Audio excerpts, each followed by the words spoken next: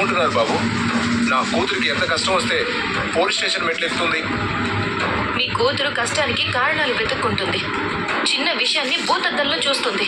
అంటే మీ చెల్లెలి తప్పేం లేదంటావా? లేదనే అంటాను. మీరు మిస్అండర్స్టాండ్ చేసుకుంటున్నారు. వాళ్ళిద్దరూ మొదటి నుంచి మంచి స్నేహితులు మాత్రమే. అనామిక చెప్పింది విని మీరు అపార్థం చేసుకుంటే ఎలా? అపార్థం చేసుకున్నావో అర్థం చేసుకున్నావో, నా కూతురు మీ ఇంట్లో మాత్రం సుఖంగా లేదు. కళ్యాణ్ అప్పు మీద మోస్తూ నా కూతురుని వదిలించుకోవాలని చూస్తున్నాడు. కోర్టుకు వెళితే తప్ప న్యాయం జరిగినా లేదు. కోర్టుకు వెళ్ళేంత పెద్ద తప్పేం జరగలేదండి. మీరు కూడా ఇలా మొండిపట్టు పడితే ఎలా? మీ అమ్మాయి కాపురం గురించి కూడా తల్లిదండ్రులుగా మీరు ఆలోచించాలి. కోర్టు దాకా వెళ్తే ఎవరికి నష్టం చెప్పండి? అప్పటిగానే అప్పు పెడి విరగడైపోతుంది. మా అల్లుడు కూడా దారికొస్తాడు. దారికి రాడు, జైలుకే వెళ్తాడు. తిరిగి వచ్చాక ఇంత చేసిన మీ కూతురితో సవ్యంగా కాపురం చేస్తాడా? అతను జైలుకు వెళ్ళిన మరుక్షణం మీ అమ్మాయిని మా ఇంట్లో ఉండనిస్తారా? ఏంటి బెదిరిస్తున్నావా? అంటే ఇదంతా నువ్వే మీ చెల్లెలతో కలిసి నాటకం ఆడిస్తున్నావా? నేనే నాటకం ఆడిస్తాను?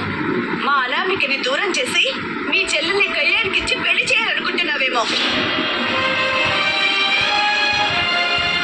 ఇంతసేపు నేను ఒక ఆడపిల్ల కాపురం గురించి తల్లిదండ్రులకి ఉండాల్సిన బాధ్యతని గుర్తు చేశాను. మా చెల్లెల్ని ఇచ్చి చెయ్యాలి అనుకుంటే అసలు అనామికతో ఈ పెళ్ళే జరుగుండేది కాదు. అనామిక పెళ్లిలో అప్పుల వాడొచ్చి 2 కోట్ల అప్పు తీరుస్తే గాని పెళ్లి జరగనివ్వను అని గొడవ చేస్తే నేను వెళ్ళి నా భర్తతో ఈ విషయం చెప్పి తనని తీసుకొచ్చాను. ఆయన 2 కోట్లు కడితేనే మీ అమ్మాయి పెళ్లి జరిగిందనే విషయం అప్పుడే మర్చిపోయారా? కళావతి, ఇప్పుడు అవన్నీ ఎందుకు? కావాలి, ఇప్పుడే అవన్నీ బయట పెడతాను. వీళ్ళ బతుకులేంటో వీళ్ళకి అర్థమయ్యేలా చేస్తాను. నా చెల్లెల్ని ఇచ్చి చెయ్యాలన్న ఆలోచన నాకుంటే మీ కూతురు పెళ్లి ఏమైతే నాకేంటి అని ఆ రోజే అనుకుని అప్పుల వాళ్ళని రెచ్చగొట్టి మండపానికి పంపించి పెళ్లి ఆపించేదాన్ని. ఈ మాత్రం ఇంకిత జ్ఞానం లేని మీరు నా గురించి నా చెల్లెల గురించి తప్పుగా మాట్లాడుతున్నారా?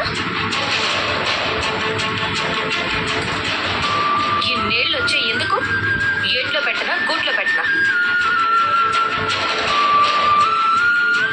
ఇప్పుడేంటి? మీ అమ్మాయితో చెప్పి ఈ కేసు వాపస్ తీసుకునేలా చేస్తారా లేదా? కూతురు తెలిసి తెలియని తనంతో కాపురం కూల్చుకుంటుంటే సర్ది చెప్పలేని మీరు తల్లిదండ్రులేనా? లేదంటే దీని వెనక మీ హస్తం కూడా ఉందా?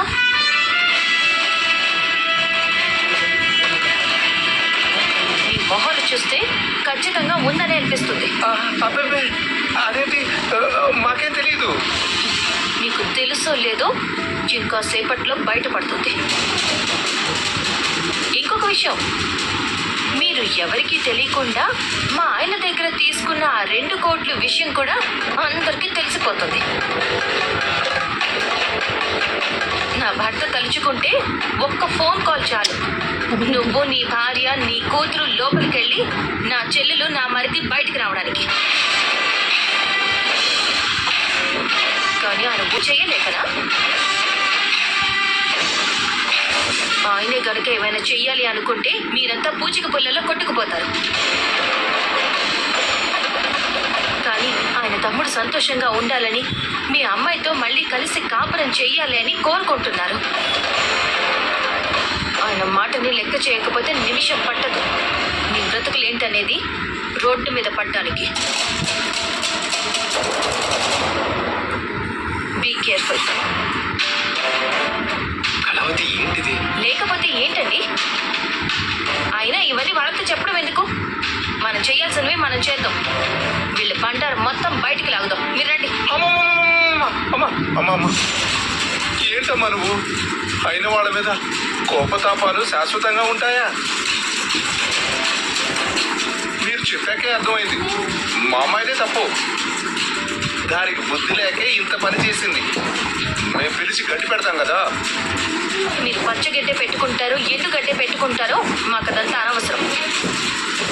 మర్యాదగా వచ్చి కేసు విత్డ్రా చేసుకుంటే సరే సరే, లేదంటే సరాసరి ఎక్కడికి వెళ్ళాలో అక్కడికే వెళ్దాం.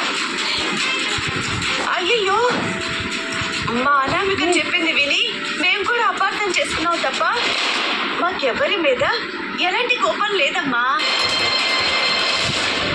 నిజంగానే మా అనామిక తొందరపడి ఇలాంటి పని చేసిందని అర్థమైపోయింది. మీకెందుకు, దాంతో మేం మాట్లాడి మేం కేసు వాపస్ తీసుకునేలా చేస్తాం కదా. అదేదో తొందరగా చేయండి. లోపల మా మరిది చెల్లెలు ఎంతసేపు కూర్చుంటారు? పిలిపించండి ఆ మహారాణిని, ఒప్పించండి. అది మా బాధ్యతేనమ్మా, మా బాధ్యతే. వెళ్ళండి. అలాగేనమ్మా, పదవే, నువ్వు రావే, పోచేద్దాం పద. ఏయ్, అలా మాట్లాడతావేంటి నువ్వు? అలా మాట్లాడితేనే కదా అలా మాట్లాడిన మనుషులు ఇలా మాట్లాడుతూ మన దారికి వచ్చారు. నేనేం అబద్ధం చెప్పలేదు. నా భర్త తలుచుకుంటే ఏదైనా చేయగలడు, అది నాకు తెలుసు.